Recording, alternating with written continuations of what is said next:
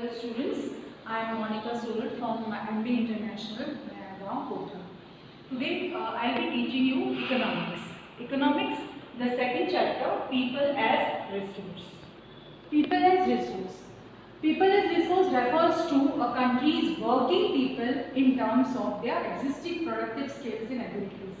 What does this mean? Actually this means that resources, see you have heard about many resources, natural resources you have heard about and you have learned about it also. But these natural resources will be taken into work by human being only. We will only work on it. See, natural resource can't be used directly. We have to convert it, we have to manufacture it, then we have to produce it, and then it will come into the market. So, we are the important people. People are the important resource who will work on their productivity and with their skills and ability. And skills and ability, how you will get? With your education. With that you will get. Now see, human resources is further developed by becoming more educated and healthy in forms of human capital and adds to the productive power of the country. Now if a person is not healthy or he is not uneducated, he will not be helpful for the country because he can't produce anything. He is not healthy, he is not fit to work, then the employers will not employ him. And then the other thing is, if he is not educated, how he will use his skills, how he will produce that thing in a proper way. So that is the problem. Now, human capital is superior to other resources like land and physical capital. Human resources can make use of land and capital, while land and capital cannot become useful on its own. Naturally, you know this, that without human being, the land and any capital is useless. We are the people who are making it worth. We are the people who are producing it in a proper way. See, I was telling you human resource, how it is important. Now, investment done on human being means what? When you are investing on human being, because you are thinking that if the person will be well educated or he is skilled to work in a industry or something, he will be worth. He will give that product a proper way to use it in a proper way. Now, Japan has invested in human resources, especially in the field of education and health. Why? See, because that is why that country is progressing. They are spending on them. They are educating the people more and more. Health-wise also they are taking care of them, so that they are getting, because human being is very important. It's a very important resource because it will be developed. It will develop the country more and more. That is why this is very important. Now, see, economic activities we are going to talk about. Economic activities by men and women. What are they? The various activities are classified into three sectors. First is primary sector. These things you have already learned. But again, I will explain it to you in a proper way. Primary sector, which includes agriculture, forestry, animal husbandry, fishing, poultry farming, mining and quarrying. These are very important. These are the primary sectors where the people of the rural area they work on. Now, what is quarrying? Quarrying is digging on area to obtain stones or other materials.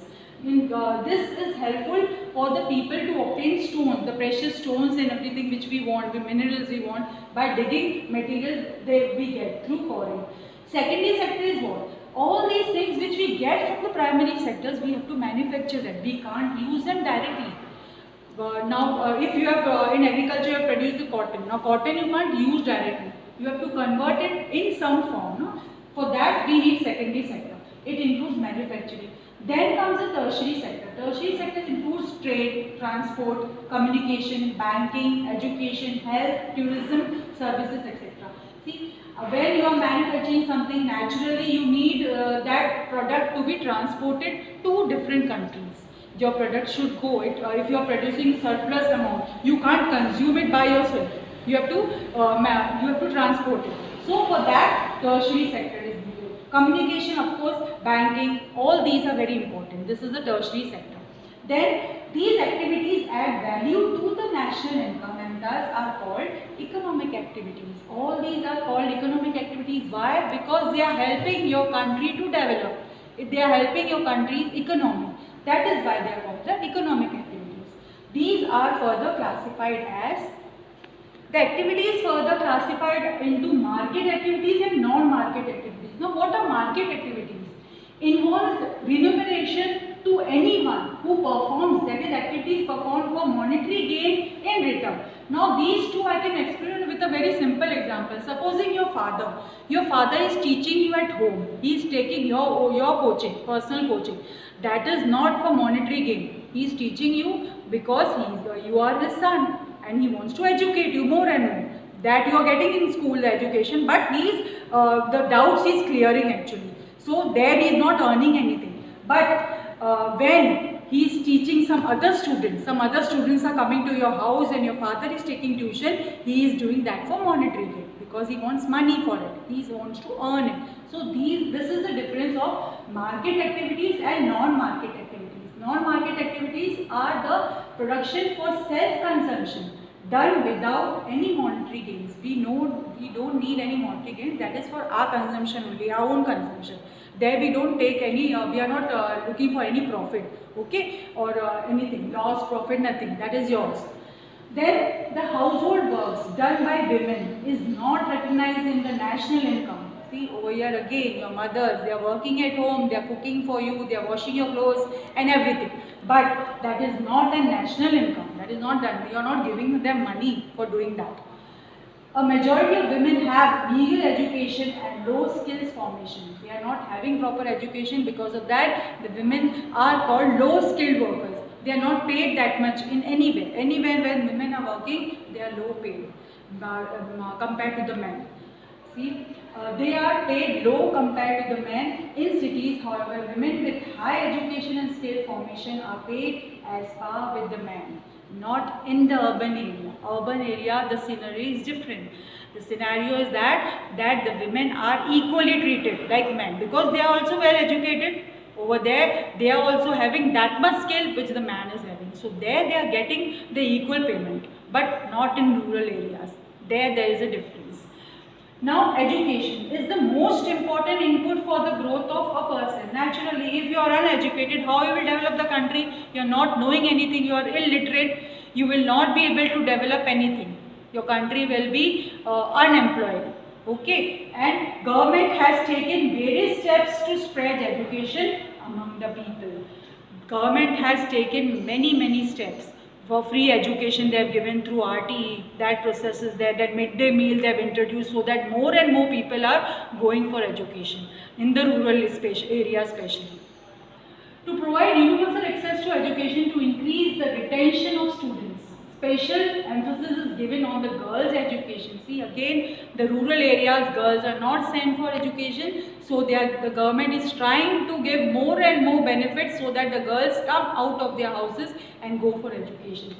So, Sarva Shiksha Abhiyan they introduced a significant step by central government providing elementary education to all children below the age of 14. This was done over there. Sarva Shiksha Abhiyan means every single child should be educated for the development of the country. Midday meal scheme, I already told you, this was introduced, implemented to encourage attendance and retention of the children and improve their nutritional status also. The people in the rural area, they are not giving the children the proper diet. So they have introduced a midday meal so that the children, more and more children will come out of their houses, go to the school, they will get proper diet also. The nutritional status will also increase. Now literacy rate C has increased from 18%, only 18% was illiterate in 1957 to 70 in 2010 and 11. This is the difference. See, the 12th plan focuses on adoption of state-specific curriculum, modification, vocalization, use of information technology. Plan focuses on distant education, means the children are being sent to different countries, foreign countries for more and more education, to gain more education, to learn new skills, new technology, so that they will come to our country and they will develop our country also. So these are the things government is trying to do for us. A convenience of formal and non-formal distant and IT education institutions are being introduced to improve their information and technology, to improve their technical skills so that they can work in the factories, industries and develop more and more industries in a prosperous way. Health is a very important part. If the person is not healthy, how he will work? He will be tired very soon. He won't be able to manufacture anything. He won't be able to work for the hours which are being set by the industries or factories.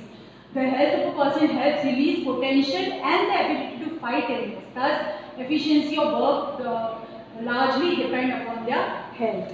Now, the national policy of India is aimed towards improving access to health care, family welfare and nutrition, especially underprivileged classes. These measures have increased life expectancy to over 66 years. See, this help by the government to improve our health has increased our life expectancy 66 years. Previously, the people used to die very early ages, but now it is not happening that way.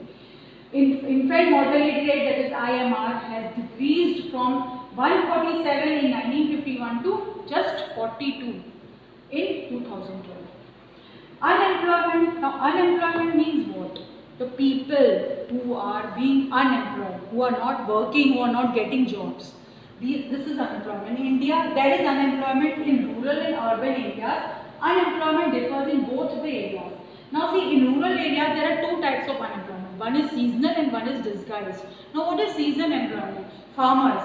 These are the people who are seasonal unemployed. Why? Because they have to work, like full year they are working, and then the season for the crops is gone. So the full 1 year again they are without job. So that is called seasonal unemployment. Like according to the season they get job. And what is disguised unemployment? Disguised unemployment means the people in the farm. Supposing there are only 5 people are needed to work in the field. Okay, but 8 people are working. Now, the 3 people, they are extra. They can go for some other jobs. They can go out and work for other jobs because the money that they are earning, it is equal. Even 5 people can earn that much only in their field. But simply at all, the extra 3 people are working with them. So it is not needed. Those 3 people who are just extra working on the field are disguised unemployed. They are working, but they are unemployed. They are not getting any profit from that. Unemployment leads to what? See, wastage of manpower resource. People who are an asset for the economy turn into a liability. Now, if the person is jobless, if the person is not having job, he is unemployed, means what he becomes? He becomes the liability to the government. He is not increasing any economy. He is not an asset to economy. He is a liability. The government is have to search the job for them, for the person. Because again, our country will not develop like that if there are more and more unemployed people. So now unemployment has impact on all over growth of an economy. It is an indicator of depressed economy. Unemployment indicates depressed economy. Here again, the country is going downwards. It is not going upwards because many of the people are unemployed over here. And you know, in urban areas, the scene is different. Urban areas, there is educated unemployment. How? Educated means the people are educated but they are jobless. Why they are jobless? Because the people are not satisfied with the jobs. They are not satisfied with the salary. They think that we are so much educated, but they are not getting the proper payment for that, for what we have learned, for what we have, the skills we are having. So that is why they don't take up the job. So they are called educated unemployed. Okay, so this is the unemployment. Now agriculture is the most labor absorbing sector of the economy. That we all know, in agriculture we need many hands to work for on the field. Supposing you are working in a commercial field, naturally you will need many workers, many laborers you need over there. So it is most labor absorbing sector of the economy of population on agriculture sector. Has declined partly because of disguised unemployment. And because of this disguised, we need more labor, so the extra people are working on the fields where they are not needed actually, but they are working over there. Because of that, what is happening, you know, the people are shifting towards secondary and tertiary sector. They are leaving the agriculture and they are going towards secondary and tertiary sector. They don't want to work there because it is disguised employment. They are not getting any profit from that now. So they are shifting to secondary and tertiary sector. Secondary sector, small scale manufacturing is the most labor absorbing in tertiary sector. Various new services like biotechnology, information technology and so on help to generate employment. Here in tertiary sector they are generating employment. New and new things are being introduced so that more and more people are employed. So that the country develops more and more. In your book, when you read this story, you will come to know that how people are a resource. Here two friends were there, Vilas and Sakal. Now Vilas were their parents, to help their parents for their work, to increase their income. He went out to study. He joined school so that he can help the old parents and he can earn for them more and more. So he was eager to work and learn to get education. But the story of Vilas was different. Sakal was different. This is the Sakal of Vilas. Vilas was different. The story of Vilas is different. Vilas didn't want to study. He was like whatever his mother was earning for him, his father was not there, whatever his mother was earning for him, he was satisfied with them. He didn't want to go anywhere to work. Only whatever his mother was doing, he was helping her. Just that. He didn't want any education or nothing. But this is the difference. So you please read the story, you will understand how when you get education and when you are illiterate, what difference does it make.